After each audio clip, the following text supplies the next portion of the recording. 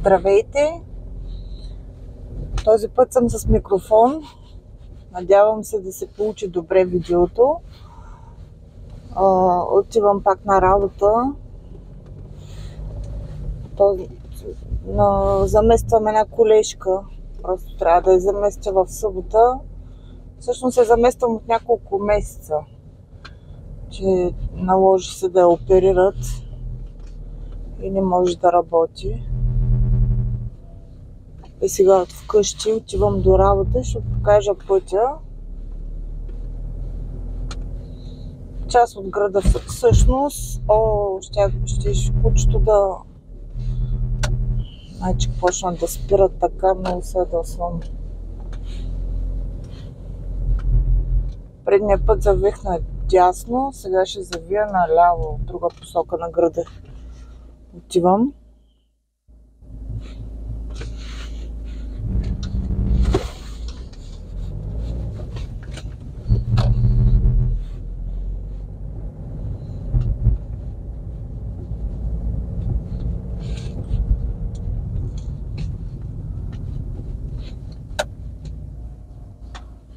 Имам работа 2 часа и половина.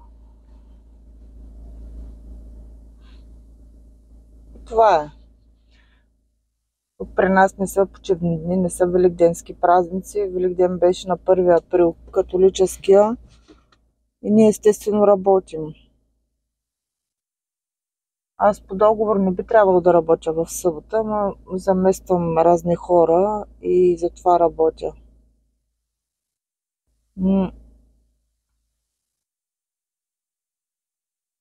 Няма начин, трябва да се работи.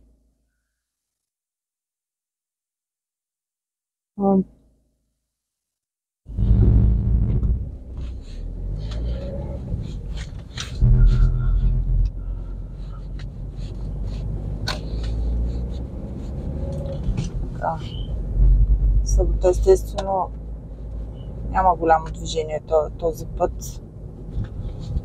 Много често има. Този път хората май месец са по ваканции, насам-натам и няма кой знае какво движение. Което е добре. Так ще отида по-бързо.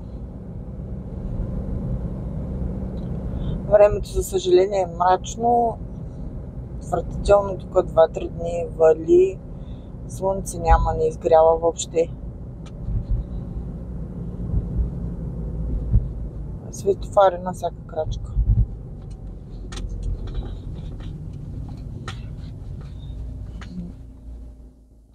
Първото нещо, което ме направи впечатление във Франция, са тротуарите, как са асфалтирани.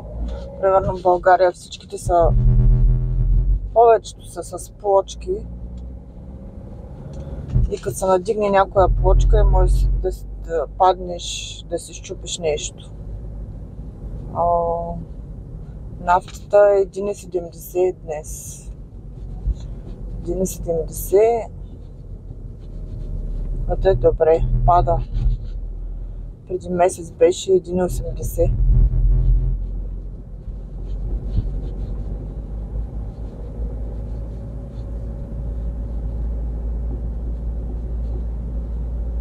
Това е нашия малък град. Не е много малък.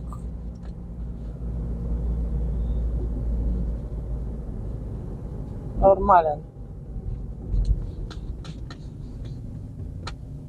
Това тук среща, което се вижда оградата, е казармата, военно поделение. И търсят... Има табела, че търсят военнослужащи.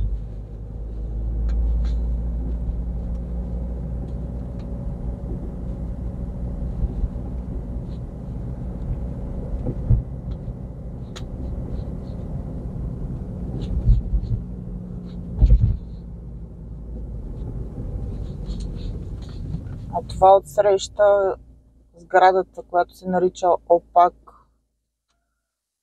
Това е фирма, която дава апартаменти под наем. Почти в целия град има такива апартаменти. Една от фирмите.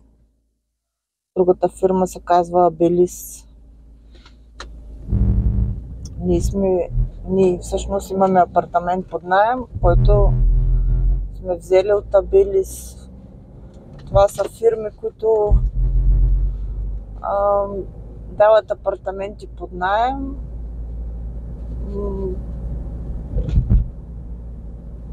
Не са частници, нали, като България. Нашия апартамент ние сме вече 6 години. Повечето хора живеят под наем във Франция, защото има и голяма част, които са собственици, обаче когато си собственик, много привилегии не можеш да ползваш. Имаш ли собственост, от всичкото орязват. От всякакви помощи, ако изпаднеш в някакво положение, примерно да нямаш пари и така нататък. Плюс това данъците са много високи. За една къща около 2000 евро на година е данъка, което ако се разпредели по месеци, излиза към 200 и няколко евро на месец. А ние, примерно, за нашия апартамент с парно и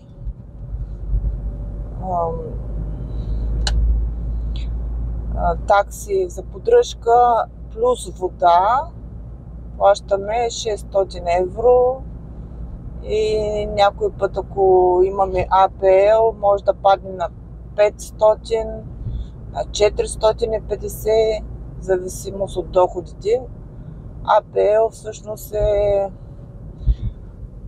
персонализиране помощ за жилище. Ако случайно доходите са по-ниски, по-ниско относително понятие във Франция. Аз, например, познавам хора, които примерно 500 евро наем имат и 380 евро им е помощта. 120 евро плащат само. При нас не е така. Не знам как го определят. И ниски са ми били доходите, и високи са ми били доходите. Най-много 100-120 евро максимум. Тук има камера.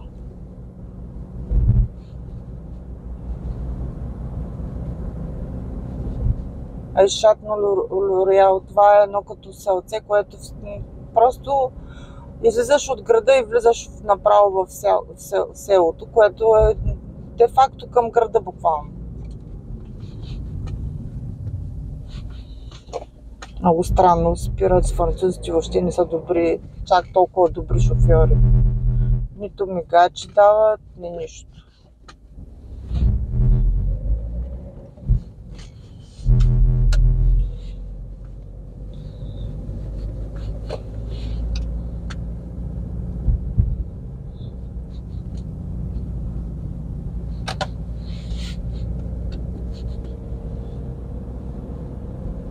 Стана голямо движението. Делниче ден тук е ужасно. Особено аз имам тук един обект вторник и четвъртък от 6 до 9.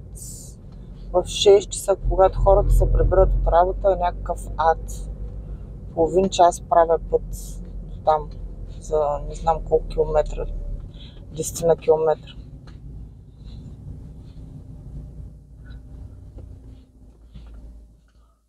Тук са автокъщите. Peugeot, Fiat.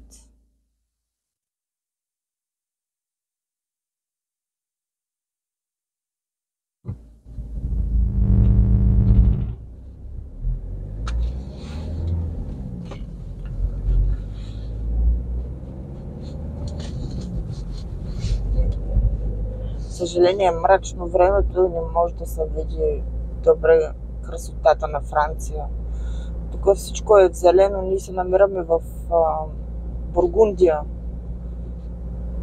И през цялата зима е зелено дори. Вечно зелено е. вали много. Това е район, където се произвежда много грозде, лозя има много и е благоприятен. Почти климата е като в България, сезоните.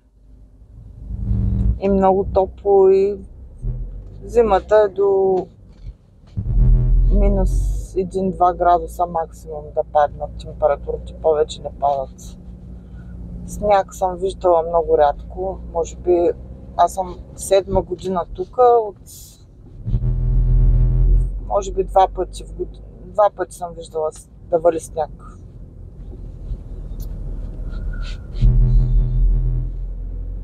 Дойдох 2017 година. Гледай сега. Последния момент дава мигач. Дойдох 2017 година. Без нито дума да знам на френски. Добре, че беше мъжа ми, който е всъщност от 30 години във Франция. Запознахме се по интернет с него. И така малко по малко и аз понаучих. Не казвам, че знам перфектно, но мога да се оправям, колкото да се оправям знам. Не съм дошла тук за парите, искам просто някакво спокойствие. Искам спокоен живот. В България 20 години имах бизнес. Беше много нервен живот, труден, така нататък. С търговия се занимавах и искам спокоен живот, нито гоня кариери, никакви такива неща, просто искам да се живея спокойно вече. Иначе съм завършила право и поради тая причина се интересувам от много неща.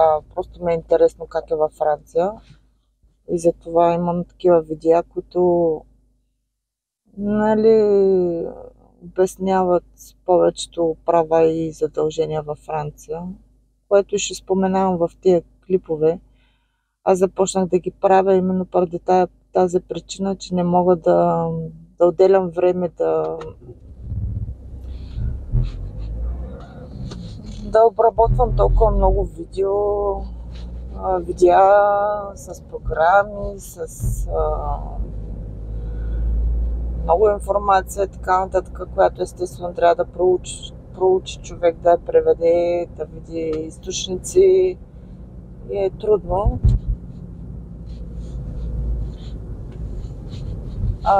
На български видеята, за България всъщност видеята започнах да ги правя, защото французите почти не знаят нищо за България и ако погледнете в YouTube е пълно с видеа, които са отрицателни за България.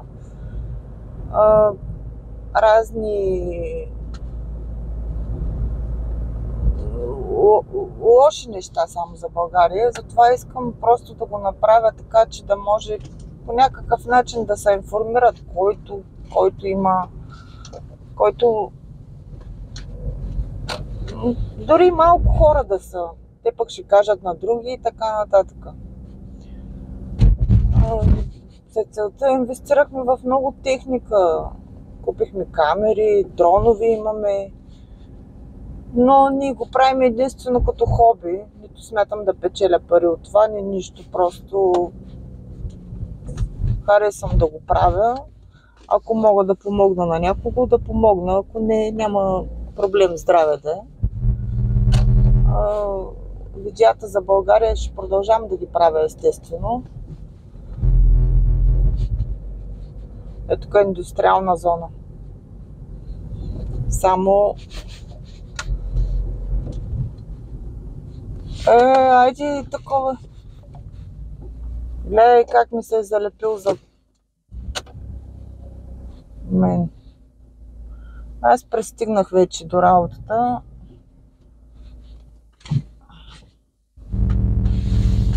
Това предприятие.